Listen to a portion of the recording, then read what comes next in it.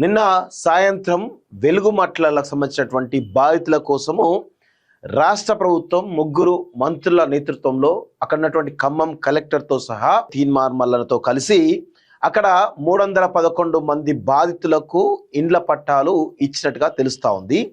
అయితే దీనికి సంబంధించి నిస్సిగ్గుగా అక్కడ ఉన్నటువంటి అధికార యంత్రాంగం కావచ్చు, లేకపోతే ముగ్గురు మంత్రులు కావచ్చు, మీరందరూ కూడా ఎంత పెద్ద ఎత్తున ఆరోపణలు చేస్తున్నారు, ఎంత పెద్ద ఎత్తున అబద్ధాలు మాట్లాడుతున్నారో ఒకసారి మీకు చూపించే ప్రయత్నం చేస్తా.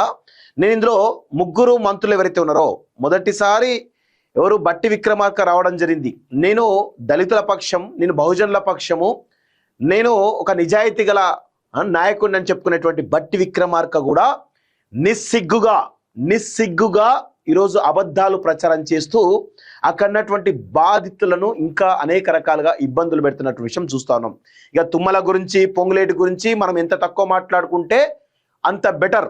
ఎందుకు అంటే వాళ్ళని ఆల్రెడీ ఎన్ని రకాలుగా ప్రజలు తిట్టాలో అన్ని రకాలుగా ప్రజలు తిడుతూనే ఉన్నారు. ఎంత నిస్సిగ్గుగా మాట్లాడుతున్నారో మనందరం కూడా గమనిస్తూ ఉన్నాం. సో ఇక అక్కడ ఉన్నటువంటి తీన్మార్ మల్లన్న కూడా అదే విధమైనటువంటి ప్రయత్నం చేస్తున్నట్టుగా కనబడతా ఉంది. బాధితుల పక్షాన నిలబడాల్సినటువంటి తీన్మార్ మల్లన్న కూడా అక్కడ వాళ్ళతో కలిసి ఈరోజు వాళ్ళ పక్షాన ఉండడం కూడా నిజంగా ఒక బాధాకరమైనటువంటి విషయం. అదేవిధంగా ఇక అధికార యంత్రాంగం నుంచి కలెక్టర్ ఏకంగా ఇంకా స్టిల్ అవే అబద్ధాలు మాట్లాడుతున్నట్టుగా చాలా స్పష్టంగా అర్థమవుతోంది. సో ఒకసారి ఆ అబద్ధాలేంటి, అసలైనటువంటి నిజాలేంటి ఒకసారి మనం చాలా క్లియర్గా మాట్లాడేటువంటి ప్రయత్నం అయితే చేద్దాం. ఒకసారి ఫస్ట్ ఎవరు కలెక్టర్ మాట్లాడినటువంటి మాటలు మనం చూసేటువంటి ప్రయత్నం అయితే చేద్దాం. ఎంత నిస్సిగ్గుగా వీళ్ళు అబద్ధాలు మాట్లాడుతున్నారో మీకు చూపించే ప్రయత్నం చేస్తా. సో ఒకసారి చూడండి కలెక్టర్ ఏం మాట్లాడుతున్నారు. సార్ రిగార్డింగ్ ఈ భూదాన భూమి గురించి సార్, మనకి రెవెన్యూ రికార్డు భూదాన రికార్డు ప్రకారంగా 1953 ప్రణాళిక నుంచి కూడా ఇక్కడ 147, 148, 149 సర్వే నంబర్లు మనకి చూడండి. కలెక్టర్ చెప్తున్నాడు, ఏమంటాడు, 147, 148, 149 సర్వే నెంబర్ల గురించి చెప్తున్నాడు.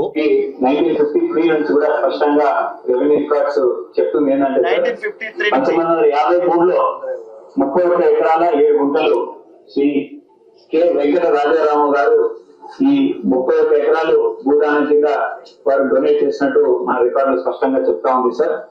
అందులో 31 ఎకరాలు రాసి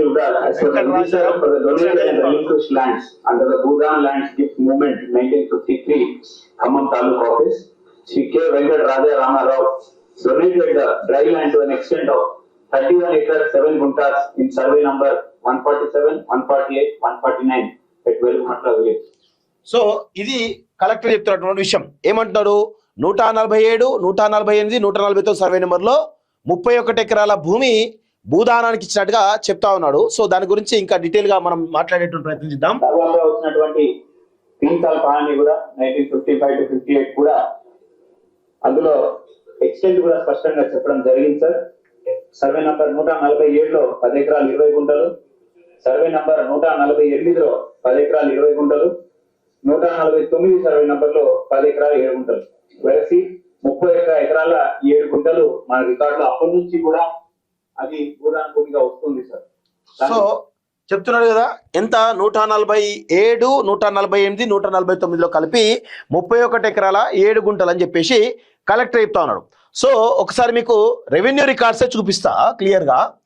ఒకసారి చూడండి, ఇది రెవెన్యూ రికార్డ్ సంబంధించినటువంటి విషయము. దీనిలో మీకు చాలా క్లియర్గా అన్ని విషయాలు కూడా ఉంటాయి ఇలా. సో ఇక్కడ కరెక్ట్గా లేదు, కరెక్ట్గా ఉన్నది మీకు చూపిస్తా. 1972-73లో 148, 147 చూడండి. 147 చూసినట్లయితే 21 ఎకరాలు, 148 21 ఎకరాలు, 149 20 ఎకరాల 7 గుంటలు. ఇక్కడ చూడండి, వినోబాబావే. సో ఇది ఎక్కడ, ఇది 1972-73. దానికంటే ముందు కూడా చూడండి ఒకసారి, ఇంకా క్లియర్గా దానికంటే ముందు కూడా మీకు చూపించే ప్రయత్నం చేస్తా. అన్ని కొంత ఓల్డ్ రికార్డ్స్ కాబట్టి ఇట్లా ఉంటాయి పరిస్థితి. ఇది ఎప్పటిది 1961-65 సంబంధించినటువంటి రెవెన్యూ రికార్డ్స్. ఇది ఎప్పటిది 1971-72 చూసినట్లయితే వినోబాబాయ్ ఉంది. 147, 148, 149లో ఇక చూడండి ఒకసారి జూమ్ చేసుకో ఒకసారి. 21 ఎకర్స్ 20 ఎకర్స్ 7 గుంటలు అంటే దాదాపు 62 ఎకరాల 7 గుంటలు ఏముందో ఒక్కసారి చూడండి. వినోబాబావే గారు ఓకే, ఇంకా చూడండి, ఇంకా క్లియర్ మీకు ఇంకా చూపిస్తా. ఇది ఎప్పటిది 1971, 72 చూపించా. 72, 73 చూడండి. ఇగో 147, 148, 149 లో 21 ఎకరాలు 21 ఎకరాలు 20 ఎకరాలు వినోబాబావే వినోబాబావే వినోబాబాయ్. ఓకే, ఇంకా చూడండి, ఇంకా క్లియర్ మీకు చూపిస్తా. ఇది ఎక్కడ, ఇది 1978, 79 అనుకుంటా ఇది. సో దీనిలో చూడండి 146, 147 లో 21 ఎకరాలు ఇగో వినోబాబాయ్. సో 147 క్లియర్ చూడండి ఒకసారి, మీకు చూస్తే క్లియర్గా అర్థమైపోతుంది. 146, 147, 148 లో ఇదంతా అదే కనబడుతుంది. సర్టిఫైడ్ కాపీస్ ఇవి ఏవో సర్టిఫైడ్ కాపీస్ క్లియర్గా సర్టిఫైడ్ కాపీస్ ఇచ్చిండు ఎవరు, తహసీల్దార్, డిప్యూటీ తహసీల్దార్ ఖమ్మం ఇచ్చినటువంటి సర్టిఫైడ్ కాపీస్. 75, 77 లో చూడండి ఒకసారి క్లియర్గా 147 లో వినోబాబావే, 148 లో వినోబాబావే, 149 లో కూడా వినోబాబావే. చూడండి ఇంకా నెక్స్ట్ ఇగో 147, 148, 149, 197, 78 లో ఇదంతా కనబడుతున్నాయి కదా క్లియర్గా. ఇగో 140, 78, 79 లా 148, 149, 147 లో చూసినట్లయితే 21 ఎకరాలు 21 ఎకరాలు 20 ఎకరాల గుట్ట వినోబాబావే వినోబాబావే వినోబాబాయ్. ఓకే, నెక్స్ట్ ఇది ఎక్కడ 1980, 81. సో ఇది పరిస్థితి అంతే ఉన్న కనబడతా ఉంది. ఇంకా ఇక్కడ చూడండి, ఇంకా ఇవన్నీ అంతా అవే కనబడుతున్నాయి. చూడండి ఒకసారి క్లియర్గా ఎక్కడన్నా రికార్డులు ఎక్కడన్నా చేంజ్ అవుతున్నాయా. 1984, 85 147 లో 21 ఎకరాలు, 148 లో 21 ఎకరాలు, 149 లో 20 ఎకరాలు ఆచార్య వినోబాబాయ్, ఆచార్య వినోబాబాయ్, ఆచార్య వినోబాబాయ్. సో ఇంత క్లియర్గా ఇన్ని రకాల డాక్యుమెంట్స్ ఉన్నాయి. ఇవేవి రెవెన్యూ రికార్డ్స్ ఇవి.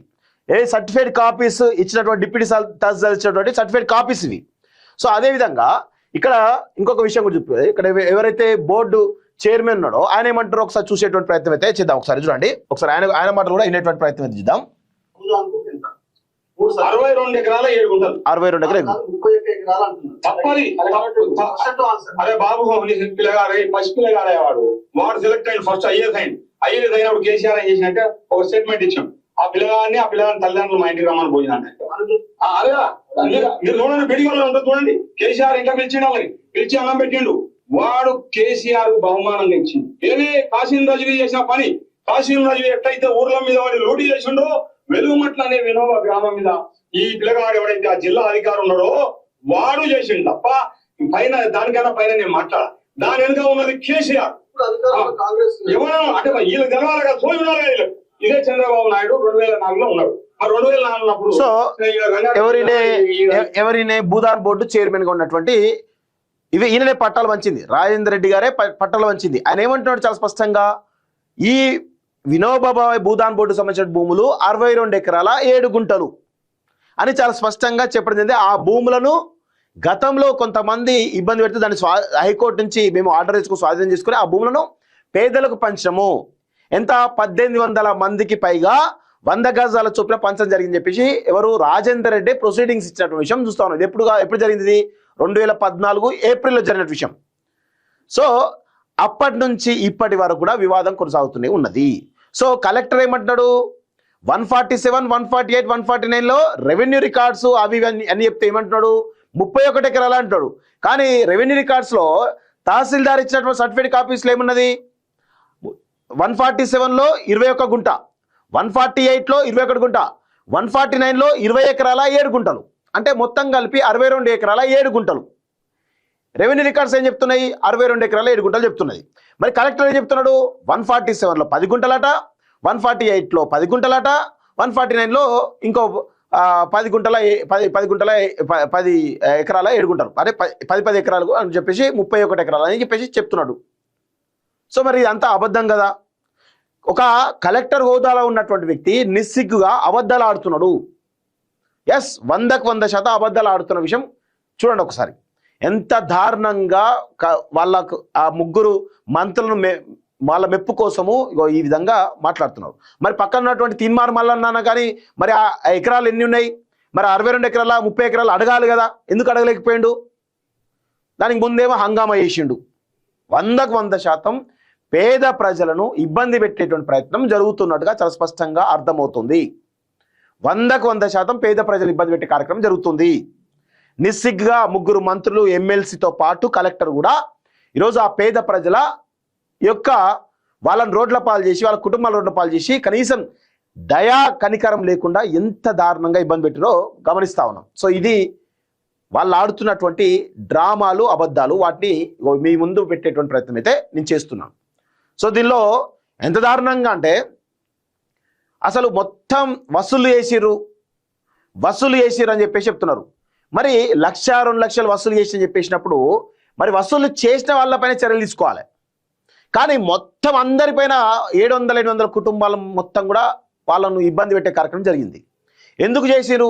వాళ్ళు కూలీనాలు చేసుకొని ఆ రోజుకు ఒక 500 1000 రూపాయలు కూడబెట్టుకుంటే ఆ కూడబెట్టుకున్న డబ్బులు ఏవైతే ఉన్నాయో ఒక సంవత్సరమో 2 సంవత్సరాలు 3 సంవత్సరాలు 5 సంవత్సరాలు కూడబెట్టుకుంటే ఒక 10 లక్షలు 20 లక్షలు అయితే వాటిని పెట్టుకొని ఈరోజు ఒక కూలీ చేసుకునే వ్యక్తి ఒక 20 లక్షలు పెట్టుకొని ఇల్లు కట్టుకున్నాడు. అలాంటి ఇళ్ళను కూడా కూల్చేసి వాళ్ళని అరెస్ట్ చేసిన సందర్భాలు ఉన్నాయి. ఇప్పుడు 24 మంది పైన కేసులు అయినాయి. దాదాపు 10 మందికి పైగా అరెస్ట్ చేయడం జరిగింది. అందులో లేడీస్ కూడా ఉన్నారు. ఏంది వసూలు చేస్తే చెప్పేసి అన్నారు. వసూలు దేనికి చేశారు? సరే వసూలు చేసి అనుకుందాం. వసూలు చేసే వాళ్ళపై చర్యలు తీసుకోవాలి. కానీ మొత్తం అంతా డిస్మాంటిల్ చేసేసి మొత్తం వాళ్ళ జీవితాలు రోడ్ల పాలు చేసాం. ఎంతవరకు సమంజసం? ప్రభుత్వానికి మానవత్వం లేదా? ప్రభుత్వానికి కనీసం మానవత్వం లేకుండా గంత దుర్మార్గం వ్యవహరిస్తుందా? ఇది కదా మీ ఆరోపణ. మీరు అన్ని తప్పులు చేస్తూ ఆ ప్రజల్ని ఇబ్బంది పెడుతూ, ముఖ్యంగా పేద ప్రజలు ఇబ్బంది పెడుతూ ఈరోజు మేము పాలకవర్గం కదా ఏం చేసి నడుస్తుంది అనుకుంటే పొరపాటు. ఖచ్చితంగా దీన్ని ప్రజల ముందు ఎక్స్పోజ్ చేస్తాం. మీలాంటి వాళ్ళ దొంగల భరతం ఖచ్చితంగా పడతాం అనేటువంటి విషయాన్ని గుర్తుపెట్టుకోవాలి. సో ఇది నడుస్తున్నటువంటి పరిస్థితి మిత్రులారా. ఇంకొక విషయం కూడా గమనించాలి. ఇప్పుడు ఏమంటున్నారు? 9 ఎకరాల భూమి ఎంతో కొంత భూమి ఎంత 75 గజాల చొప్పున అదే ప్లేస్లో ఇస్తామని చెప్తున్నారు. మరి వాళ్ళు చేసింది తప్పు, అక్రమ నిర్మాణం అని చెప్పేసి ప్రభుత్వం చెప్పింది, ప్రభుత్వం కూడగొట్టింది. మరి ప్రభుత్వాన్ని కూడగొట్టి అదే ప్లేస్లో మరి 75 గజాలు ఎట్లా ఇస్తుంది? అదే ప్లేస్లో 75 గజాలు ఎట్లా ఇస్తుంది? ఇవ్వద్దు కదా. ఎందుకు ఇస్తున్నారు మీరు? అందులో ఇచ్చేది ఎంతమందికి? 311 మందికి ఇచ్చారు. దీనిలో 311 మందిలో అందరు లబ్ధిదారులు ఉన్నారా? అందులో సగానికి సగం లబ్ధిదారులు లేనట్టుగా కనబడుతోంది. నిజమైనటువంటి ఇంకా 700 నుంచి 800 ఫ్యామిలీస్ ఉన్నాయని లెక్క తెలుస్తూ ఉంది. మరి మిగతా వాళ్ళ పరిస్థితి ఏంది? మిగతా వాళ్ళు ఏమైనా డబ్బులు ఉన్నోళ్ళా? అందరూ కూలి పని చేసుకుంటలే, అందరూ డ్రైవర్ పని చేసుకుంటలే, అందరూ వెల్డింగ్ పని చేసుకుంటలే, అందరూ సుతారు పని చేసుకుంటలే. మరి వాళ్ళకు కూడా ఇవ్వాలి కదా, అందరికి ఇవ్వాలి కదా 70 గజాలు. అంటే కొంతమందికి ఇచ్చి కొంతమందికి ఇవ్వడం. అందులో ఊర్లలో ఒక ఎకరం భూమి ఉంది, లేకపోతే ఊర్లలో వాళ్ళకి ఇల్లు ఉంది కదా అని చెప్పేసి రిజెక్ట్ చేశారు ఈ దొంగలంతా కూడా. ఎంత దుర్మార్గం! వీళ్ళకేమో ఎకరాల భూమి ఉండొచ్చు ఆ చుట్టుపక్కల. ఆ భూదాన్ భూముల చుట్టూ 100 ఎకరాల భూములు ఉండొచ్చు. మరి ఆ పేదోడికి ఆ ఊర్లో ఇల్లు ఎంత చేస్తుందండి? ఊర్లో ఇల్లుండి ఇక్కడ ఇల్లుంటే తప్ప ఆ పేదోడు కాదా? మీకు మాత్రం 100 ఎకరాల భూములు ఆ నేషనల్ హైవేల పక్కన, ఆ కలెక్టర్ హౌస్ పక్కన 100 ఎకరాల భూములు ఉండొచ్చు. కానీ పేదోడికి మాత్రం 100 గజాలు ఎక్స్ట్రా ఉంటే వాణ్ణి ఆ యొక్క బాధితుడు ఆ ఇల్లుంది కదా, ఆయనకి ఏదో ఊర్లలో ఎకరం భూమి ఎంత ఉంటుంది? ఊర్లలో 5 లక్షలు 10 లక్షలు ఉంటుంది. ఎప్పుడో తాత కాలం నుంచి భూమి. ఆ ఎకరం భూమితో ఆయన ఏం సంపాదిస్తాడు? అక్కడ వీలు కాకనే హైదరాబాద్కి వచ్చి ఖమ్మంకి వచ్చి బతుకుతా ఉన్నారు కూలీనాలు చేసుకుంటా. అలాంటి బతుకులను కూడా ఈరోజు రోడ్ల పాలు చేసి చూసురా ఎంత దుర్మార్గమో చూడండి. వీళ్ళకేమో తుమ్మల నాగేశ్వరంకేమో పామాయిల్ ప్లాంట్లు యూనిట్లు ఉంటాయి, 100 ఎకరాల భూములు ఉంటాయి, ఇక రకరకాల వ్యాపారాలు ఉంటాయి, 1000 కోట్ల ఆస్తులు ఉంటాయి. పొంగులేటి శ్రీనివాసరెడ్డికి ఏమో రాఘవ కన్స్ట్రక్షన్ పేరు మీద 100 ఎకరాల భూములు కబ్జా చేస్తాడు. ఆయన కొడుకు మీద కూడా కేసు ఉంది కదా గండిపేట్ల. ఖమ్మంలో 100 ఎకరాల భూములు ఉంటాయి, లక్షల కోట్ల రూపాయలు ఎదుగుతారు. ఇదంతా చేస్తారు. నీ బిడ్డ పెళ్లికే 250 కోట్లు ఖర్చు అయింది. ఒక బ్రిడ్జ్ చేస్తే 50 కోట్లు ఖర్చు అయిందట. ఈ చిన్న బతుకుల మీద పడతారు ఇంద్ర. నాకు అర్థం కాదు మీరంతా ఈ దుర్మార్గులు. కాకపోతే ఏంది? ఇక బట్టి విక్రమార్క గురించి మనం ఎంత తక్కువ మాట్లాడుకుంటే అంత బెటర్. ఇక కాంట్రాక్టర్ బిల్ల కమిషన్లు కథా కార్ఖానా చాలా పెద్ద లిస్ట్ ఉన్నది. ఇక మిగతా వాళ్ళ గురించి ఎంత తక్కువ మాట్లాడితే అంత మంచిది. సో మీరు మాట్లాడుతున్నారా? ఇది ఎక్కడ న్యాయం? నాకు అర్థం కాదు. పేద ప్రజల పక్షాన్ని ఉండాల్సినటువంటి వాళ్ళందరూ కూడా ఈరోజు పొంగులేటి శ్రీనివాసరెడ్డి, తుమ్మల నాగేశ్వరరావుకు చెంచాలుగా ఉన్నారు ఆ డయాస్ మీద అంతా. ఎందుకు మీరు వాళ్ళకి చెంచాలుగా మారి నాకు అర్థం కాదు. సో ఇంత దుర్మార్గంగా వ్యవహరిస్తూ ఉన్నది ప్రభుత్వం. రేవంత్ రెడ్డికి తెలియకుండా జరిగిందా తెలిసి జరిగిందా పక్కన పెడితే రేవంత్ రెడ్డి ముఖ్యమంత్రి ఉన్నాడు. కానీ ఈరోజు పేద ప్రజలు ఎంత పెద్ద ఎత్తున ఉసురు తగులుతో మీరు అర్థం చేసుకోండి. వాళ్ళ శాపం ఖచ్చితంగా వాళ్ళ యొక్క ఉసురు మీకు తగలక తప్పదు అనే విషయంలో గుర్తుపెట్టుకోవాలి. కర్మ అనేది ఎవరిని కూడా వదిలిపెట్టదు. ఎంత దారుణం అండి. ఒక అబ్బాయితో మాట్లాడినా ఏమంటున్నాడు తెలుసా? ఎంత నాకు ఇప్పటికి కూడా నా కళ్ళల్లో నీళ్ళు తిరుగుతున్నాయి ఆ సంఘటన చూస్తూ ఉంటే. ఆయనకు పెళ్ళి 5 సంవత్సరాల అబ్బాయికి 5 సంవత్సరాల తర్వాత మొదటిసారి ప్రెగ్నెన్సీ వచ్చిందట వాళ్ళ వైఫ్కి. వస్తే ఈ 15 రోజుల క్రితం జరిగిన కూల్చివేతల్లో భాగంగా ఆ ఇంటిలో ఉన్నటువంటి సామాన్లను తీసుకోవడానికి ఆమె కూడా వాళ్ళ భర్త తోటి హెల్ప్ చేస్తున్న క్రమంలో ఆ అమ్మాయికి బ్లీడింగ్ వచ్చి ప్రెగ్నెన్సీ పోయింది. ఆ దానికి బాధ్యత ఎవరు తీసుకుంటారు? పొంగులేటి శ్రీనివాసరెడ్డి తీసుకుంటాడా, తుమ్మల నాగేశ్వరరావు తీసుకుంటాడా, లేదా బట్టి విక్రమార్క తీసుకుంటాడా, కలెక్టర్ అనుదీప్ తీసుకుంటాడా, తీన్మార్ మల్లన్న తీసుకుంటాడా? ఒక సలోని అనేటువంటి ఒక అమ్మాయి 9వ తరగతి నుంచి బిఈడి వరకు చదివింది. అక్కడ ఎక్కడ కరెంటు లేకుండా ఏం లేకుండా. ఇప్పుడు ఆ అమ్మాయి కాంపిటేటివ్ ఎగ్జామ్స్ ప్రిపేర్ అవుతుంది. మరి అమ్మాయి పరిస్థితి ఆమె యొక్క జీవితానికి, ఆమె కెరీర్కి ఎవరు భరోసా ఇస్తారు? నేను మంచిగా చదువుకొని నా తల్లిదండ్రులను చూసుకోవాలని చెప్పేసి ఒక ఆశతోటి ఆమె కెరీర్ ప్లాన్ చేసుకుంటుంది. ఇంకొక విషయం, 4 నెలల బాబు, ఒక తల్లి, తన తల్లి, అబ్బాయి యొక్క తల్లి ఈరోజు అంబేద్కర్ భవన్ ముందు ఎండలో ఒక ఉయ్యాలలో ఊపుతా ఉన్నది గత 15 రోజుల నుంచి. ఆ బాబుకి భరోసా ఎవరు? తీన్మార్ మల్లన్న తీసుకుంటాడా, బట్టి విక్రమార్క తీసుకుంటాడా, కలెక్టర్ తీసుకుంటాడా, లేకపోతే పొంగులేటి తీసుకుంటాడా, లేకపోతే ఇంకో తీసుకుంటారా? ఇంకో 6 నెలల పాపను పట్టుకొని తల్లి అదే ఎండలో ఉంటా ఉన్నది. 30, 50, 60 ఏళ్ళ ముసలి వాళ్ళు, 70 ఏళ్ళ ముసలి వాళ్ళు ఈరోజు అనేక రకాలుగా కనీసం మెడిసిన్ వేసుకునే పరిస్థితి కూడా లేదు. ఆ రోడ్ల మీద బతుకులు, తిండి పెట్టే పరిస్థితి లేదు. చాలా దుర్భరమైనటువంటి జీవితాలు అనుభవిస్తున్నారు.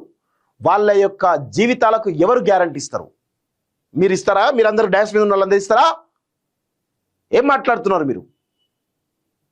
కొంచెమైనా మానవత్వం లేనటువంటి మృగాల్లాగా వ్యవహరిస్తూ ఉన్నారు. మానవత్వం లేని మృగాల్లాగా వ్యవహరిస్తూ ఉన్నారు. తప్పు చేసిన వాళ్ళని శిక్షించండి, కానీ తప్పు చేసిరుగా వేరే వాళ్ళు తప్పు చేసిరు కదా అని చెప్పి మొత్తం అంతా 700-800 మంది ఫ్యామిలీస్ని ఈరోజు రోడ్ల పాలు చేయడం ఇంతవరకు సమంజసం? ఇదెక్కడ న్యాయం? సో దీనిపైన ఖచ్చితంగా మేము వెనకడుగేసేది లేదు. దీక్షలు చేసిన కొంతమంది దీక్షలు విరమించరు, ఏం సాధించరు తెలియదు, కానీ దీక్షలు విరమించరు. ఎందుకు దీక్షలు విరమించాలి? ఏం న్యాయం జరిగిందని దీక్షలు విరమించరు? ఇంకా 400-500 కుటుంబాలకు న్యాయం జరగాలి కదా, మరి వాళ్ళ కోసం ఎవరు ఆలోచించాలి?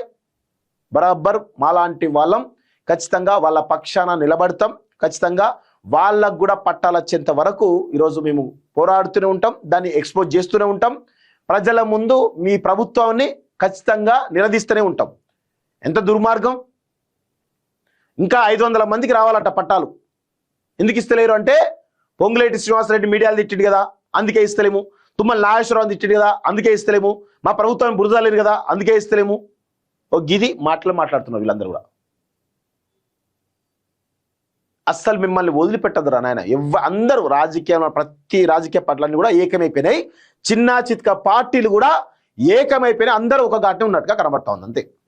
ఎస్, బీఆర్ఎస్తో పాటు, కాంగ్రెస్తో పాటు, బీజేపీతో పాటు, కమ్యూనిస్టులతో పాటు మిగతా మేము ఈ 5గురే ఉన్నారు అనుకున్నాం, కానీ ఈ నిన్న చూసిన తర్వాత అన్ని పార్టీలు కూడా ఏకమైపోయినాయి. అందరూ ఏకమైపోయారు.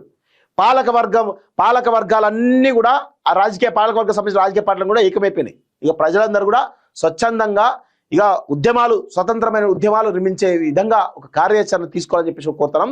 ఎందుకంటే అందరు ఎక్స్పోజ్ అయిపోయారు. అందరు దొంగలంతా ఒకే ఘాటన ఉన్నారని చెప్పి చాలా స్పష్టంగా ఎక్స్పోజ్ అయిపోయారు. ఇక వాళ్ళని ఎట్టి పరిస్థితులను వాళ్ళను మీరు నమ్మకండి. దయచేసి మీకు కావాల్సినంత సపోర్టు మాలాంటి వాళ్ళం ఇస్తాం. బరాబర్ ప్రజా ఉద్యమాలు నిర్మించే దిశగా మీతో పాటుగా మేము అండగా ఉంటామని చెప్పేసి మరొకసారి స్పష్టం చేస్తూ, వాళ్ళకు న్యాయం జరిగే వరకు, మిగతా వాళ్ళకు కూడా పట్టాలు ఇచ్చే వరకు మాలాంటి వాళ్ళ పోరాటం ఆగదుగాక ఆగదనే విషయం గుర్తుపెట్టుకోండి.